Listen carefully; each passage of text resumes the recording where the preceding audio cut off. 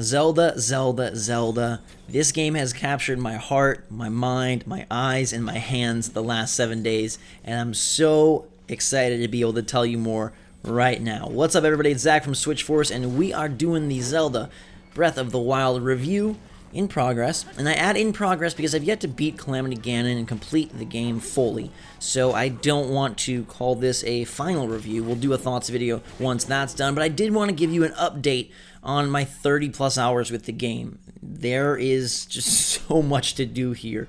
And holy crap, is it good. I mentioned in my preview I was a little worried at the beginning, but now I'm fully sold. This is going to compete for Game of the Year, and it's going to compete for one of the greatest Nintendo games ever made. I feel very confident in that. And in the preview, I discussed more of the overarching themes and elements, the world, the traversal, the combat, the shrines. Here I want to get into more of the nitty-gritty, the juicy details, and do that without being spoilery. I definitely understand that this is a game to be played and not seen or heard, so we will discuss villages, we will discuss dungeons a little, bosses a little, but I won't show you any of the real spoilery stuff. I won't talk specifics about what happens. I know that you guys want to experience it for yourself, but I also know you want some info, so here we go. This is a game about exploration. It's a game about discovery. But in the midst of that vast open world, there is so much substance. And that is my favorite part of the game. And it was burning inside me that I could not tell you last time about the dungeon I had played back then. And they are remarkable. But let's start with villages. The villages are where so much of this game's personality and charm lie. Because they are just really packed in with detail, with beauty, and with fun. The characters within are so charming. They have so many unique personalities, and it conveys it in such a Zelda way, but in a way that I feel is embellished and better conveyed than ever before due to the fact that they are willing to have speaking parts. So there will be characters in each of the major villages that speak to you and that actually talk. It's not just Zelda who is able to talk. There are other characters who talk to you as well, and I feel like it really adds a sense of immersion to this world, the best Hyrule ever created, I feel.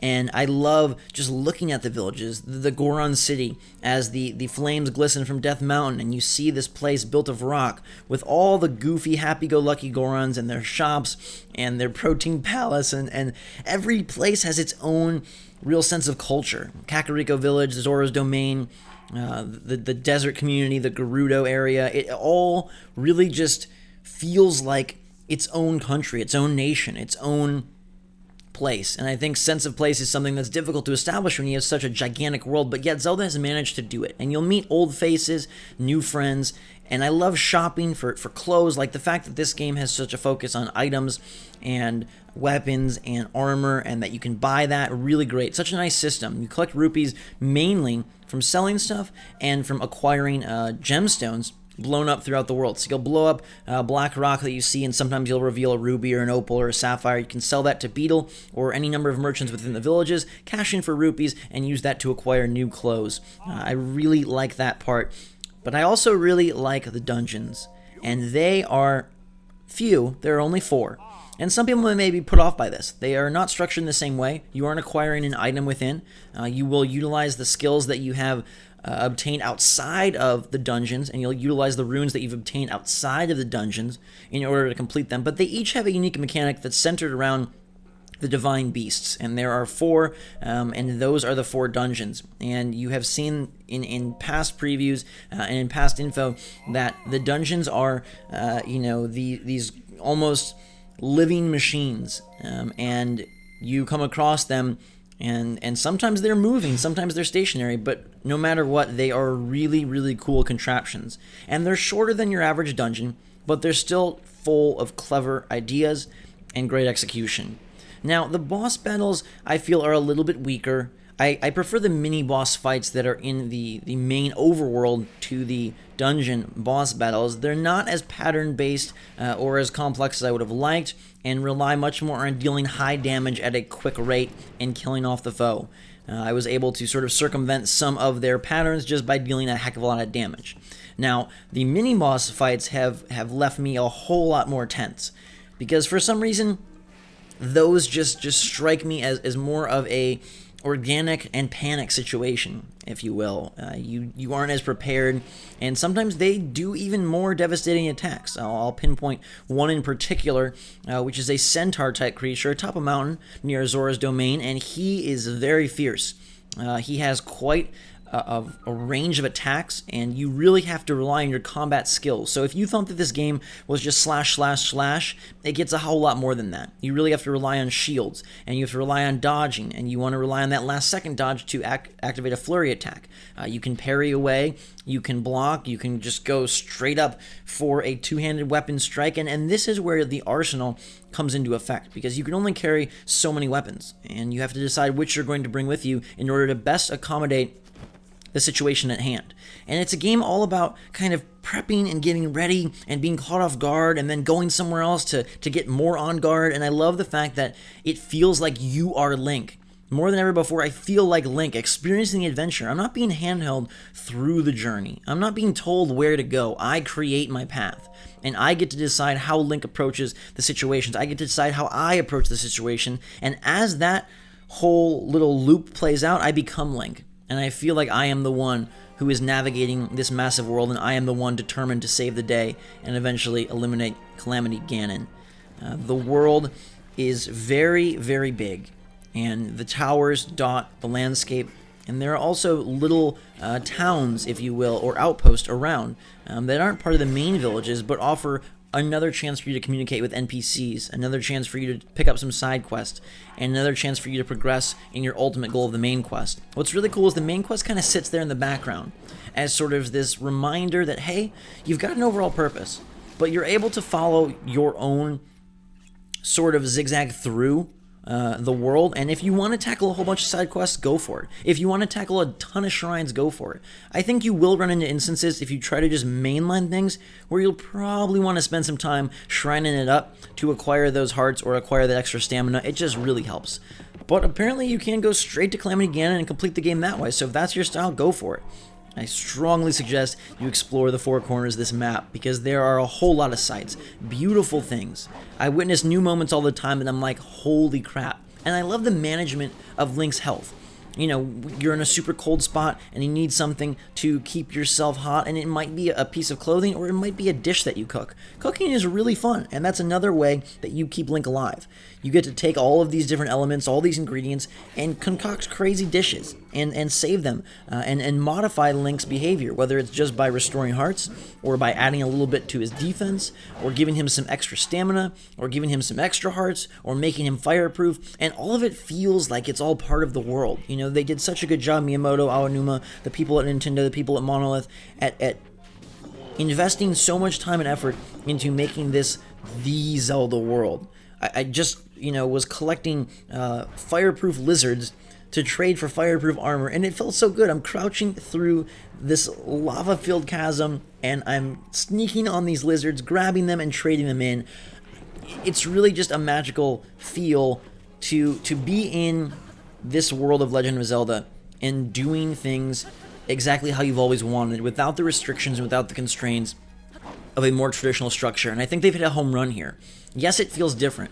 Yes, the boss battles probably suffer a little because of it. Yes, the dungeons are shorter, and they don't have that aha moment of a new weapon and a new tool to explore and solve different puzzles. But they still manage to pack it with challenge. They still manage to tickle your brain in the shrines, and they still manage to make combat fun given the myriad options you have in terms of swords. Because a sword could be a torch, it could be a bone club, it could be an arm, it could be a giant claymore, it could be a farming hoe, it could be a mop. There's all sorts of objects that you can use for battle. And the same goes for bow and arrows and your shields and your ingredients, your armor. There's just so much to collect, so much to explore, and little things that you'll come across. For example, you collect Korok seeds to expand your inventory, and there's just so many interwoven systems here that contribute to a fully fleshed out and freaking incredible world. I could speak on it for ages, and I'm trying to avoid some of the more spectacular moments, and there are some really awesome action sequences that are too good to even mention, so I'll leave that at that. Plus, you end up creating kind of your own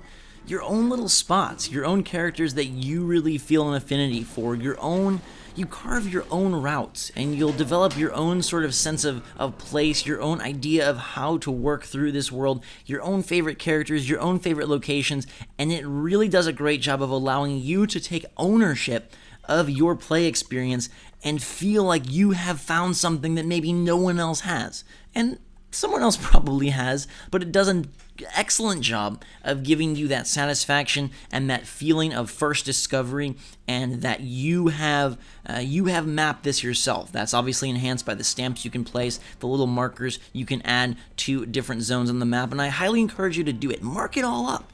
Make sure to remember where you found this guy, or where you found this spot, or something you couldn't access yet, and go back and eventually just knock those all out. Just checklist them all off. But it's a great way to really feel like you are forging your own personal path through Breath of the Wild. But there's also things that really give a sense of nostalgia and a sense of reverence to the franchise. There's these memory moments where you go around and find spots that you have been before. And without going into too much detail, you get to experience them with other characters from the past. And it really is a cool way to uncover this world and also reflect back on what Zelda was, what Zelda now is. And it really is sort of a full circle experience. You know, The Legend of Zelda, this game all about discovery, all about exploration. Where do you go? What do you do? What the heck is this game? We're so used to going left to right with Mario. What the heck is this Link, and why is he fighting these Octoroks, and who the heck is Ganon? And here you have a very similar situation. Where the heck do I go? What the heck do I do? Except now you have so many options and so many fun things to do. And I really feel that the flow of the game is near perfect. It is so fun to control Link. The limitations with stamina are not something that feels as much a hindrance as it is another puzzle for you to solve. And I don't feel like I'm overcoming the controls in any way. I love playing on the Joy-Con. I think the game looks great, and it is a marvelous achievement that Nintendo was able to craft such a title and put it out as a launch game. Now, I know it's been in development for Wii U, and that version is out there as well, but as someone who's only played the Switch version, I can speak only of this brand new console and its brand new, bold, killer app. I truly feel this is my favorite Zelda, and it doesn't get stuck in the details. It doesn't get stuck in the slowness of the start. It doesn't get stuck in its history. It, in fact, uses all of that and infuses this game with its history to open up something brand new.